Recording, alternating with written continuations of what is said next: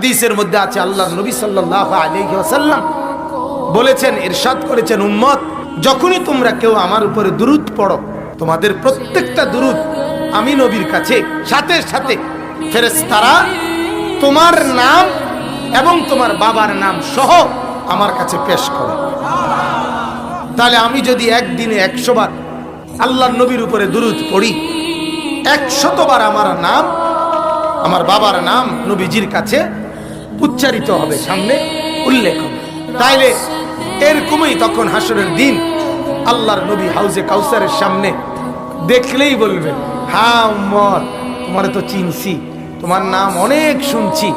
ফেরেশতারা প্রায় ডেইলি আইসা আইসা দুরূদ যে পড়তা, তোমার নাম আমার কাছে বলতো, শুনতে শুনতে তোমার নাম তো মুখস্থ হয়ে গেছে। বলেন আলহামদুলিল্লাহ।